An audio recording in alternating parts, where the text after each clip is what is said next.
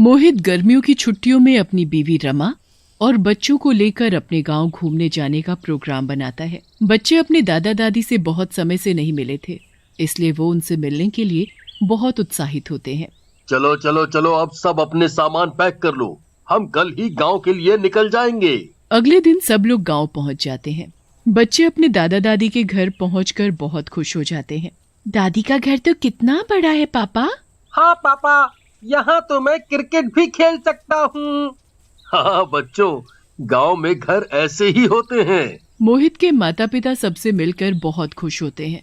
रात को सब मिलकर खाना खाते हैं और फिर सो जाते हैं। अगले दिन रिया और रोहित खेलने चले जाते हैं। खेलते खेलते दोनों आगे निकल जाते हैं। रोहित भैया, हम लोगों को यहाँ नहीं आना चाहिए, हमें यहाँ के रास्ते भी नहीं पता और मम्मी पापा हमें ढूंढ भी रहे होंगे।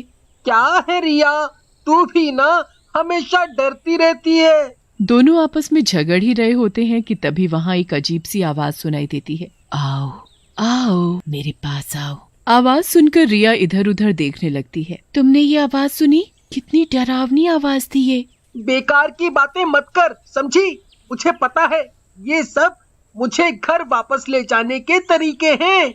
नहीं भैया, मैंने सच में आवाज सुनी थी। आओ मेरे पास आओ। इस बार रिया के साथ साथ रोहित को भी वो आवाज सुनाई देती है। सच बोल रही हो रिया, मुझे भी आवाज आ रही है, पर यहाँ तो कोई भी नहीं दिख रहा। तो कौन हमें आवाज दे रहा है? मुझे तो डर लग रहा है भैया। जो भी हो, आप यहाँ से बस चलो। रिया रोहित का हाथ पकड़कर उसे घर ले जाने लगती है। तभी वो आवाज उन दोनों को फिर से सुनाई देती है। कहाँ जा रहे हो बच्चों? मेरे पास आओ, मुझे यहाँ से निकालो। कौन हो तुम और कहाँ हो? मैं इस कुएं में हूँ, जल्दी आओ और मुझे यहाँ से निकालो। हमें चलकर देखना चाहिए रिया, शायद इस कुएं में कोई फंस गया है, हमें उसे बचाना चाहिए। बेकार की बातें मत करो और चलो यहाँ से। रोहित रिया की एक नहीं सुनता और कुएं के पास पहुँच जाता है। कुएं के ऊपर एक पत्थर रखा हुआ होता है और पत्थर के ऊपर एक लाल कपड़े में नारियल रखा हुआ होता है। रोहित उस नारियल को उठाने लगता है। इसे हाथ मत लगाओ। अरे, एक नारियल ही तो है। रोहित उस नारियल को वहाँ से उठाकर एक तरफ फेंक देता है। पत्थर हटाते ही रोहित दूर जा गिरता है, जैसे उसे किसी ने धक्का दिया हो। रिया चिल्लाती हुई रोहित के पास जाती है। क्या हुआ भैया, आप यहाँ कैसे गिर गए? पता नहीं रिया, पर ऐसा लगा जैसे किसी ने मुझे जोर से धक्का दिया हो। रोहित इतना बोलता ही है कि पीछे से किसी के हंसने की आवाज आती है। इतने सालों बाद आखिर मैं आजाद हो ही गई। चुड़ैल! रिया, तुम्हारे पीछे चुड़ैल है। रिया जल्दी से पीछे मुड़कर देखती है तो चुड़ैल को देखकर वो जोर जोर से चिल्लाने लगती है। चुड़ैल चुड़ैल, बचाओ बचाओ।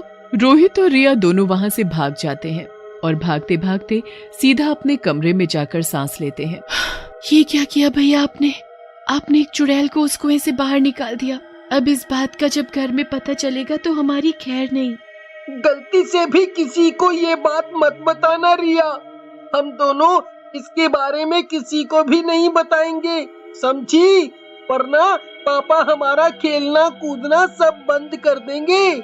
ऐसी बात है तो मैं किसी को कुछ नहीं बताऊंगी। दोनों अपने कमरे में बात कर ही रहे होते हैं, तभी नीचे से उनकी माँ आवाज देती है। बच्चों चलो जल्दी नीचे आओ, खाना तैयार है, दादा दादी तुम्हारा कब से इंतजार कर रहे हैं। दोनों घबराते हुए नीचे आ जाते हैं। आज तो तुम सुबह से ही बाहर खेल रहे हो बच्चों, इतना पसंद आ गया गाँव? जी जी दादी। चलो अच्छी बात है, पर ध्यान रखना वो पीछे खेतों के पास जो झाड़ियाँ हैं वहाँ मत जाना। वहाँ क्यों नहीं जाना दादी? क्योंकि वहाँ एक श्रापित कुआं है, उसमें एक चुड़ैल बंद है। चुड़ैल? हाँ बेटा, चुड़ैल।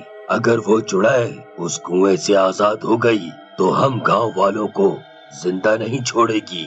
दोनों बच्चे बहुत डर जाते हैं और खाना खाकर अपने कमरे में सोने चले जाते हैं। भैया, हमें सबको सच बता देना चाहिए, वरना वो सबको मार डालेगी।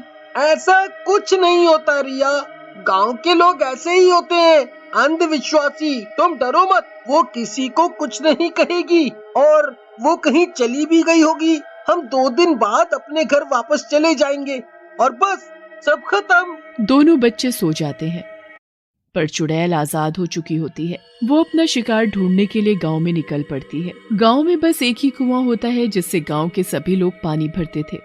चुड़ैल उस कुएं में जाकर अपना कब्जा कर लेती है। अगले दिन एक औरत उस कुएं पर पानी भरने आती है। पानी भरने के लिए जैसे ही वो अपनी बाल्टी कुएं में डालती है तो चुड़ैल अंदर से उस बाल्टी को पकड़ लेती है। अरे, ये बाल्टी तो कुछ ज्यादा ही भारी हो गई है। मुझे ऐसा क्यों लग रहा है जैसे कोई इस बाल्टी को खींच रहा है। जरा अंदर झांक कर देखती हूँ कि कहीं बाल्टी अटक तो नहीं गई। वो औरत अंदर झांक कर देखती है। उसकी आंखें चुड़ैल को देखकर फटी की फटी रह जाती हैं। चुड़ैल? हाँ, मैं हूँ इस कुएं की रानी और तेरी मौत।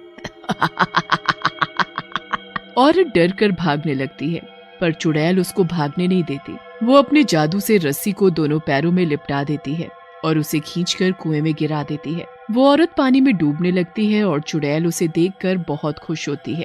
कितना मजा आ रहा है तुझे ऐसे डूबता देखकर। बचाओ, बचाओ! उस औरत की आवाज कोई नहीं सुन पाता और वो उस कुएं में डूब जाती है और मर जाती है। अब वो चुड़ैल उस कुएं पर आने वाले हर व्यक्ति के साथ ऐसा ही करने लगी थी।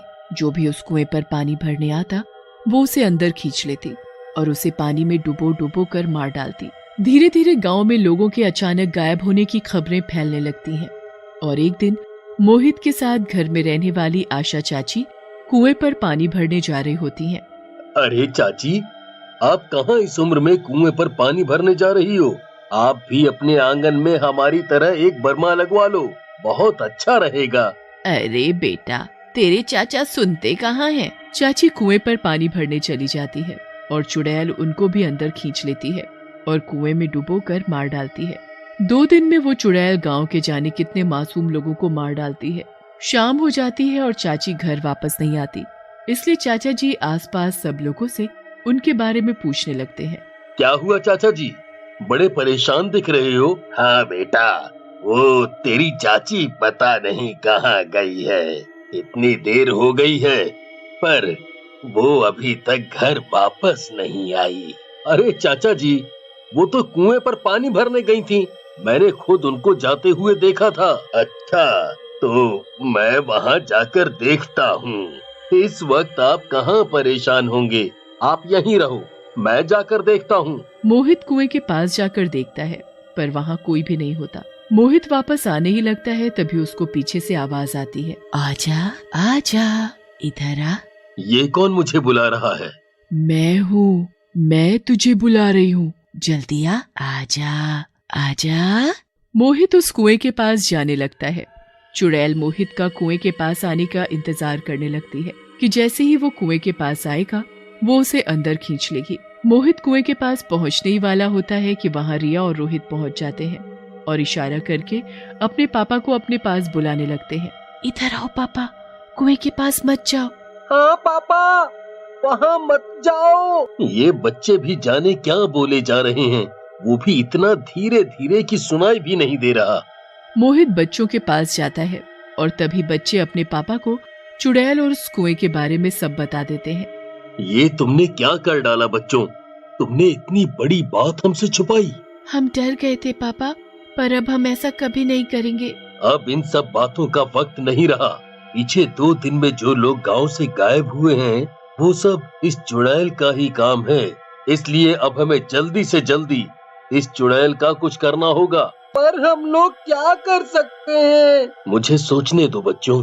मोहित कुछ देर सोचता है और फिर उसे एक तरकीब सूझती है। वो रस्सी का एक छोर वहाँ रखे एक बहुत बड़े पत्थर से बांध देता है और दूसरे छोर पर बंधी बाल्टी को कुएं में डाल देता है। चुड़ैल जल्दी से बाल्टी को पकड़ लेती है। उसके बाद मोहित कुएं के पास जाकर खड़ा हो जाता है। अरे, ये बाल्टी इतनी भारी कैसे लग रही है? ये आदमी तो बहुत ही ताकतवर लग रहा है, इतना खींचने पर भी ये कुएं में नहीं गिर रहा। चुड़ैल अपनी पूरी जान लगा देती है।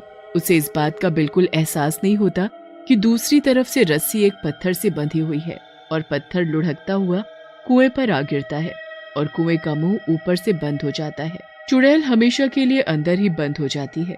उसके बाद मोहित ये बात पूरे गांव वालों को बताता है। इस गांव में एक ही कुआं बचा था और वो भी बंद हो गया। आप उसकी चिंता ना करें, मैं शहर जाने से पहले गांव में जगह जगह बर्मा लगवा दूंगा। सबको मोहित का ये सुझाव बहुत पसंद आता है और उस चुड़ैल से भी उनका पीछा हमेशा के लिए छूट जाता है।